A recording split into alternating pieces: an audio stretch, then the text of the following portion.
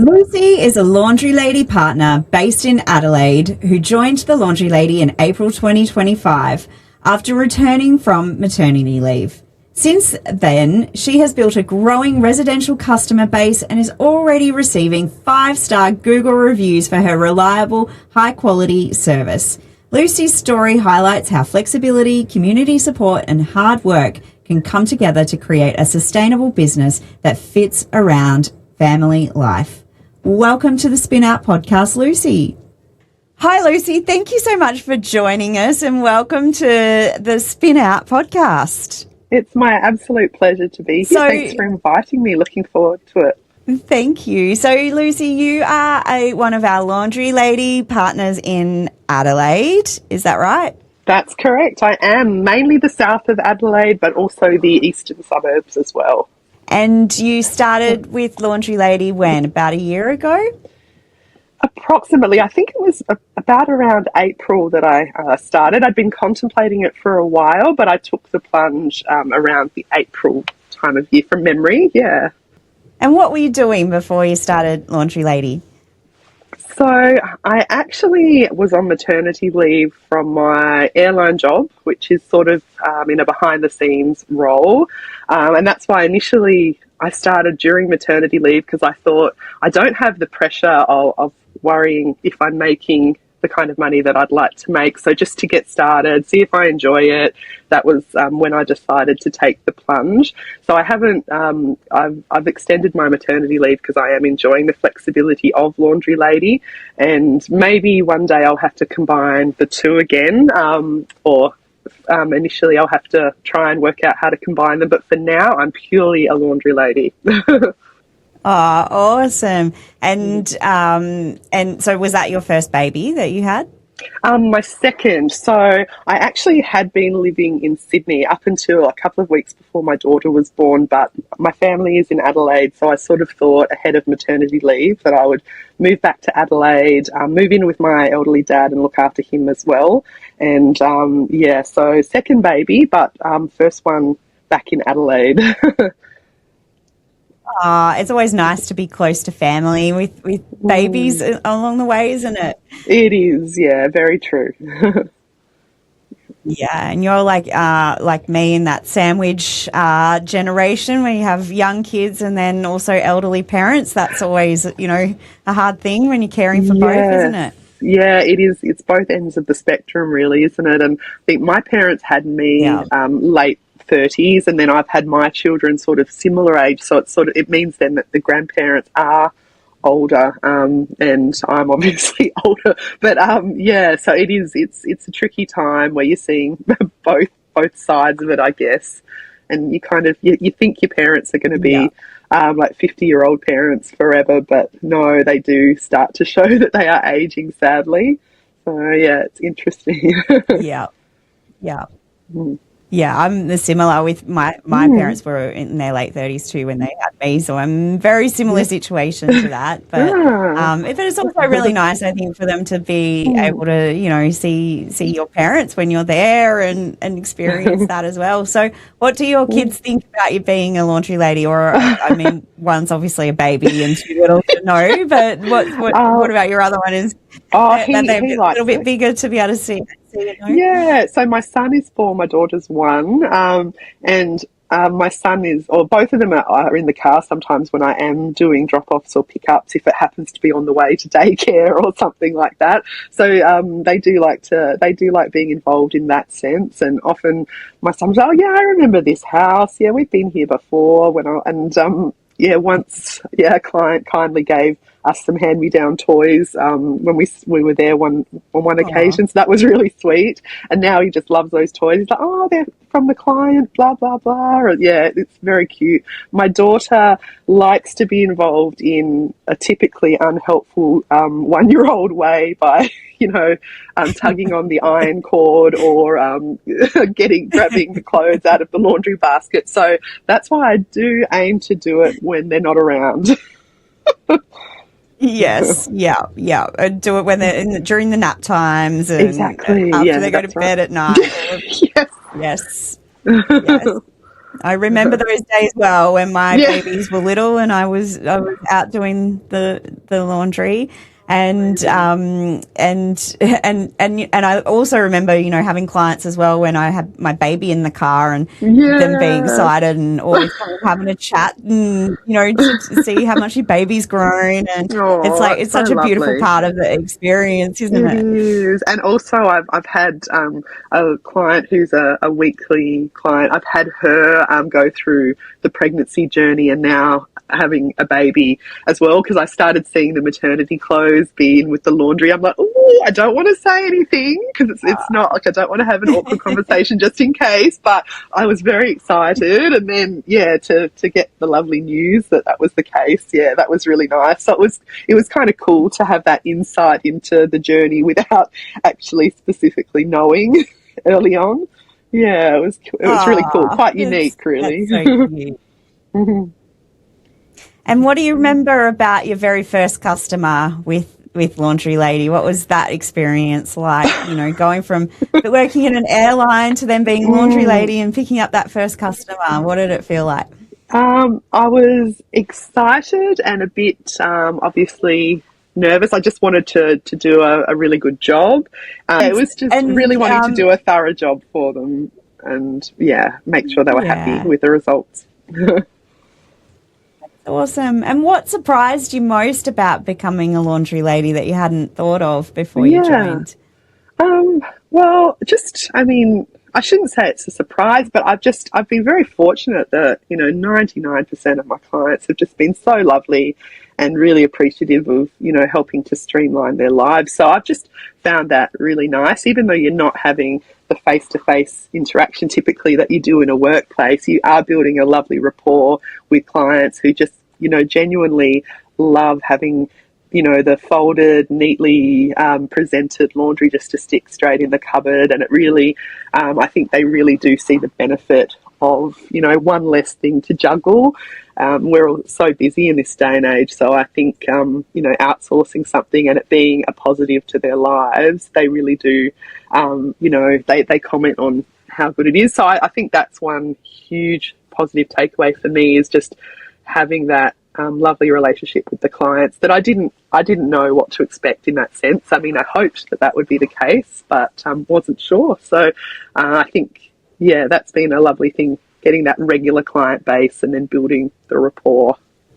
That's beautiful. Mm-hmm. And so, are you doing this full time now, or trying to do it part time around your kids? How are you working it into your schedule and around your family life? Essentially doing it full time. So my children do go to daycare most days, except when we have things like swimming lessons or whatever else. But I am really doing it full time at the moment. And yeah, some days are less hours than others or less clients than others, which is good because then I can do other appointments or just life things, the constant juggle. But essentially I am doing a little bit of something most days. And yeah, I love that flexibility, especially, when your kids start going to daycare initially and every second week they're getting, whether it be conjunctivitis, gastro, whatever else. So it's great to have the flexibility of a job where you can shuffle things around and not have to call in sick for a standard job as such. So I've loved that. Absolutely. Yes, absolutely. My first son, when he was born, I was still working in a corporate career, and I was constantly trying to get sick leave because I had to be home for him, and it was awful. Yes. So it's just horrible. You dread making when you can kind of manage your own time. Oh, exactly, because you dread making that call because you feel like you're failing in both arenas. You feel like I'm being a really unreliable, terrible worker, but then I'm also not with my child who needs me. So you're very torn. I mean, we're constantly trying to be fantastic at everything we do, and it's just not always realistic, is it? So absolutely. I think as parents, we always are trying to, do all of the things and be, this perfect parent, and it's something's got to give sometimes. And so, For sure. it's good to be able to have that flexibility to be Yeah, able to do that. And so definitely. how long did it take before you Mm, started to have consistent customers and to yep. feel like you were full time? Because it doesn't start like that, does it? It really doesn't, and it's funny because I know you've referenced our lovely Facebook team chat that we have going, or the Facebook page as a team, and a lot of people try and reassure new people that hang in there, it does happen. And at first you're like, oh, but how? How can it go from one booking a week to suddenly? And it really does, and I think.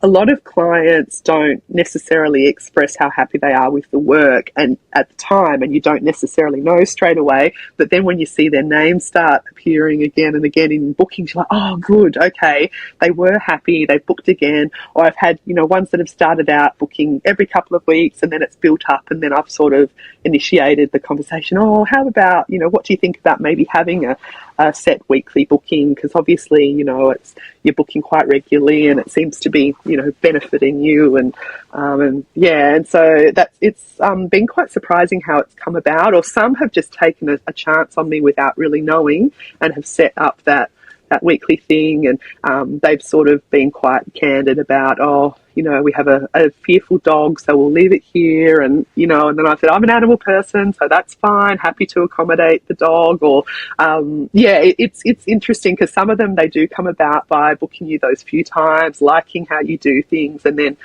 setting it up to be the recurring, and then others will just straight away take the plunge. But I think sorry, I'm the queen of a tangent, but I think initially it was probably maybe a month and a half that until, so I think the first month or so, I think, were just sort of ad hoc, random bookings that I haven't necessarily had rebookings from since, but then it started to pop in that people would be recurrent. And so I mean, it does take time, and I did, and just driving around with those magnets, no matter where I was going, now they're permanently on my car. But I felt actually that I'd be in an area one day with the magnets on, and then a booking would pop up in that area like a few days later. So I really, whether that was pure coincidence or it was genuinely from being in the area with the magnets, I definitely felt they were the best advertisement.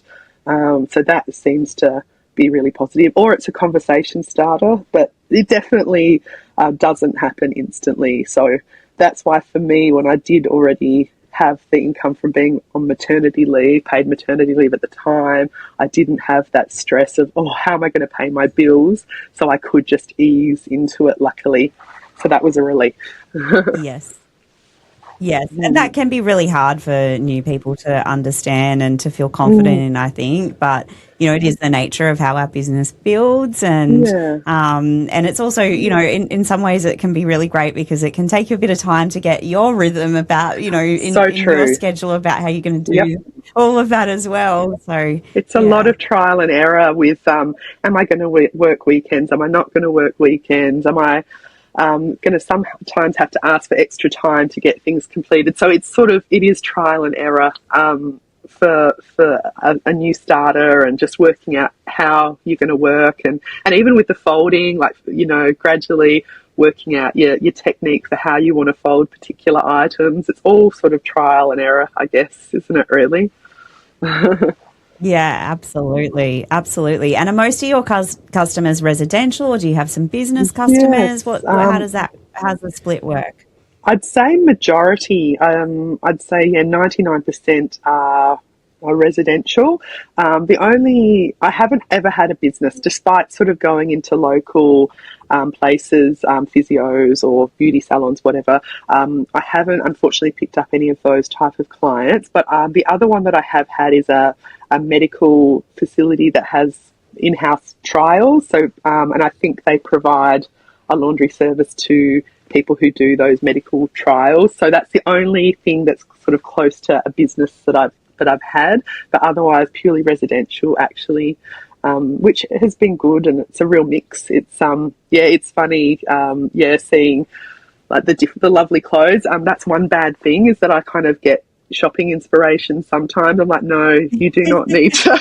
You do not need to Google this brand of clothes and then look at that website.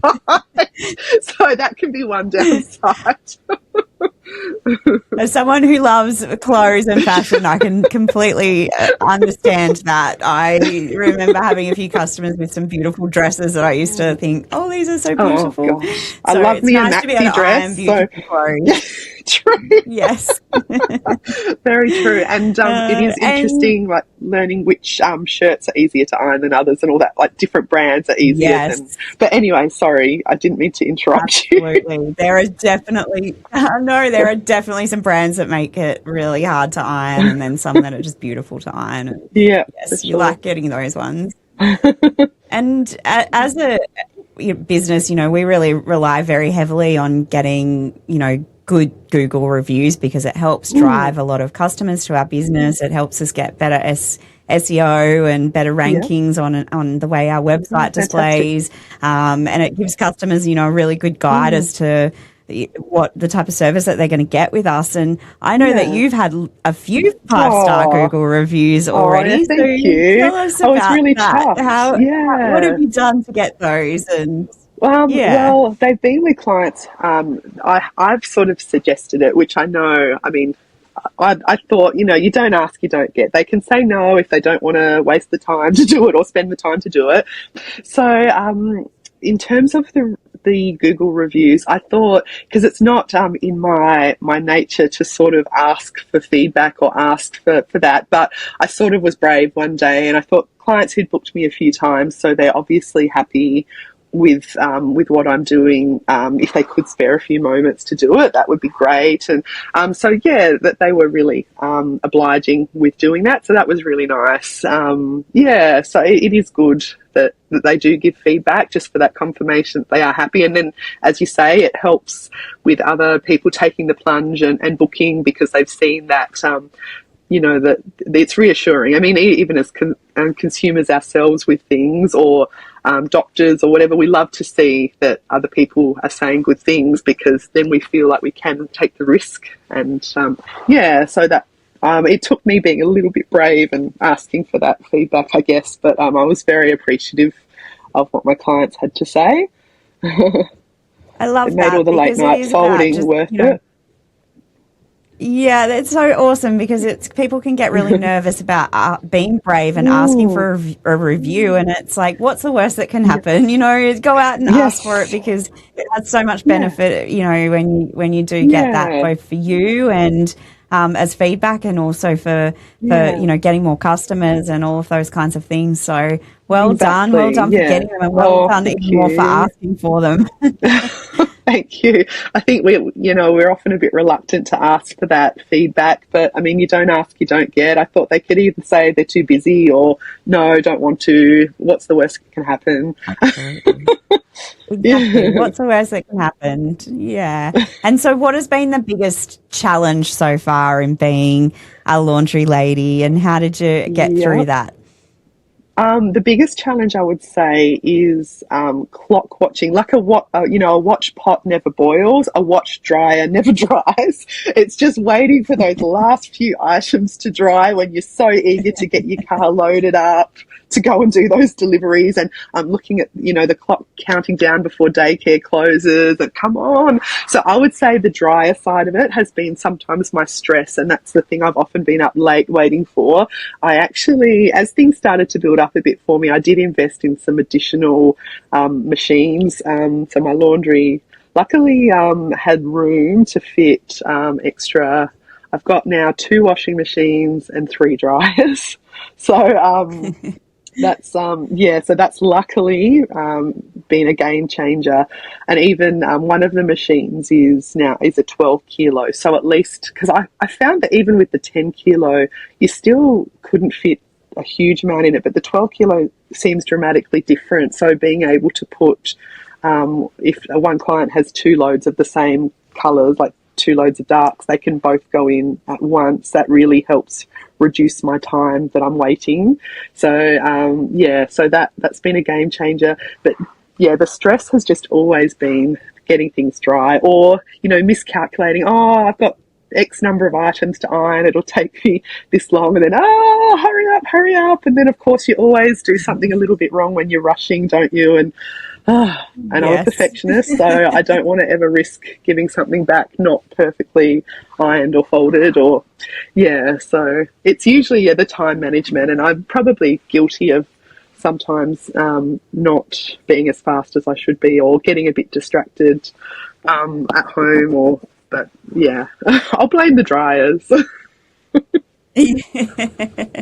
What do you do when you iron? Do you listen to podcasts or watch TV or what do you do? Yeah, so I definitely would say I'm a podcast girl for the most part. And because it is during the day when my kids aren't there, I take advantage of that and listen to often true crime, or sometimes they are those type of shows that I don't watch when my kids are home as well. So a combination, but I'd say it's easier to focus when it's just words versus the TV, because, you do find yourself subconsciously glancing up at the TV and it's like, no distractions. So I'd say sometimes music, but mainly podcasts. Yeah, I used to find my ironing time was significantly slower when the TV was on compared to if I had something like some kind of music or something that I was listening to. Sometimes I just listen to really upbeat music and that would make me iron faster as well. Yes. Yeah, that's like when you have music for exercising, you just naturally move faster if the music's faster. I'm going to try that. So maybe Absolutely. I should get like a techno, find some techno music on Spotify or something. Oh, gosh. Exactly. And you mentioned, being able to add equipment as you grew. And I think that's one of the great things about, because because it does take some time for customers to build, that you can start with what you've got and then you can add more equipment as you go to build up to what you need to be able to get faster and more efficient and all of those things as well. So, because you don't, I mean, the main thing that I bought before getting started was just the steam station iron, because a lot of us, haven't ever invested in a remotely decent iron prior to doing Laundry Lady. So that was really, I didn't get an overly expensive one because I was just a bit cautious when I got started. But now I've seen, even if I wasn't a laundry lady, I can't imagine not having a steam station iron now. Like, aren't they just dramatically different? So much more amazing, aren't they, in the way they iron?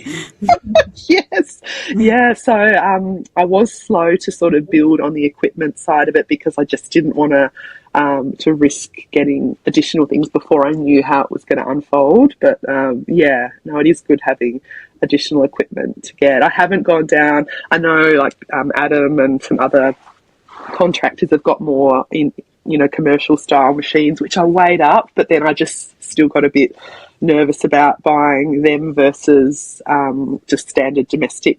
And also I wasn't sure about energy ratings of them. I'm a bit of a greenie, so not long after I started being a laundry lady, I got an electric car because I obviously, with all of the kilometres I'm driving, my house has solar, and then all of my appliances, I wanted to get the highest energy rating I could to try and be doing it as close to environmentally friendly as possible. So I wasn't sure then with the commercial machines how great they were for the environment. But I mean, if I'd researched it, I'm sure I would have been able to find ones. But in the end, I just took the domestic machine option. But it's been, as you say, a game changer, definitely.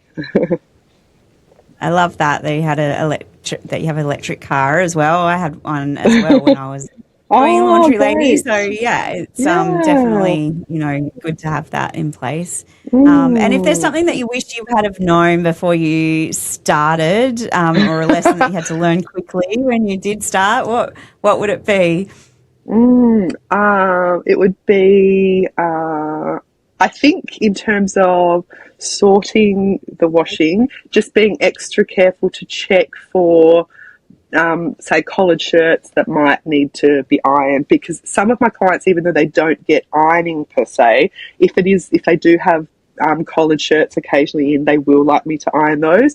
And so sometimes I've already sort of sent the invoice and I haven't realised there's a collared shirt, but of course I don't want to not iron it. So then I'm like, okay, well that's all right. I'll just I'll remember to check more diligently next time. Or sometimes just with whites, making sure initially I wasn't always, spraying stains on white t-shirts and everything, and now I'm very diligent about checking that, because I know myself I'm hopeless that I don't know why I always get red pasta sauce or something when I have a white t-shirt on. So it's just Murphy's Law, isn't it? So that would be another thing. Just Always. always. Yeah. I'm the same. Oh gosh. And so being a mum of two, little kids, it's a big juggle, I know, of, trying to work and be a parent and come back from parental leave and, start your own business. So what would you say to other parents, who might be about to start and are in the similar boat with young babies and just coming back from maternity leave for the first time?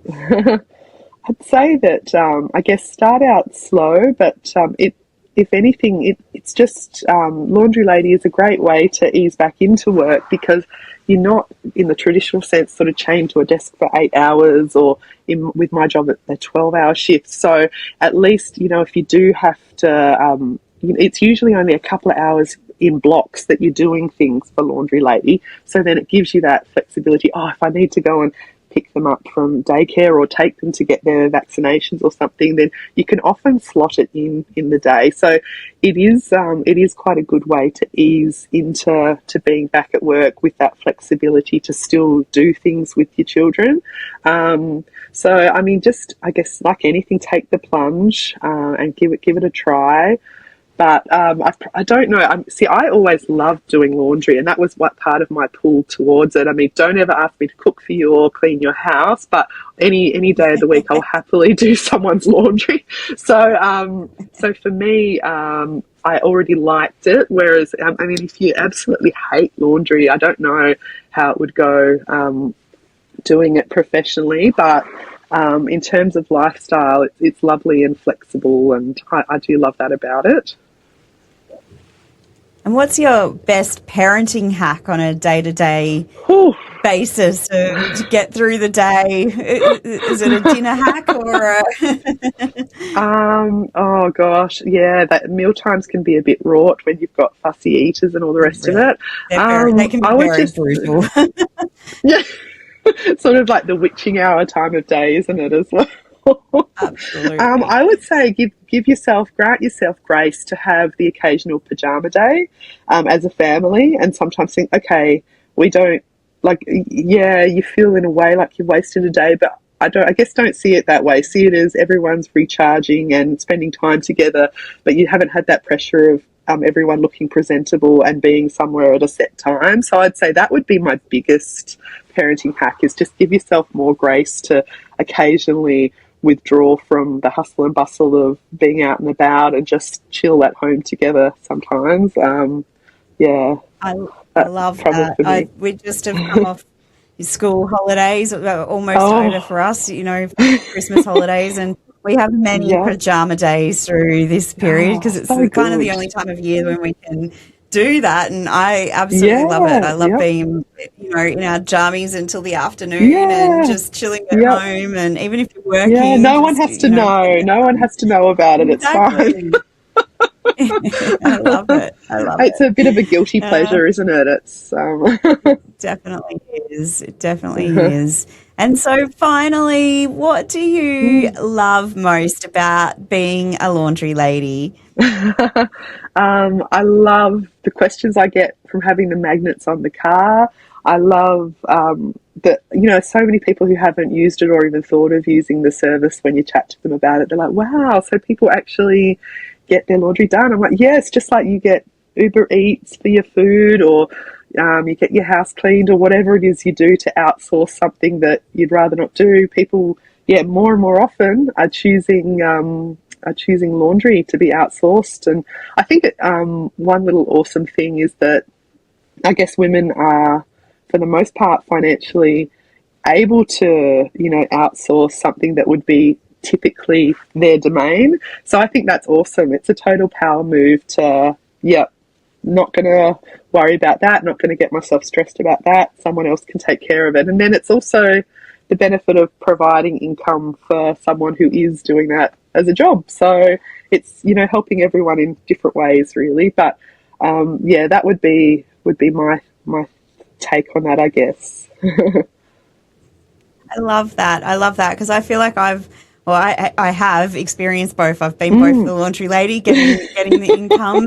around, with flexibility around my kids, and now I am absolutely getting my laundry done, which is saving me time to be able to run So a good. business. So, which I also love. So, it's beautiful to be able to be part of both of those sides, I think, in part of our story. For sure. So, and I made use of it in. Sorry.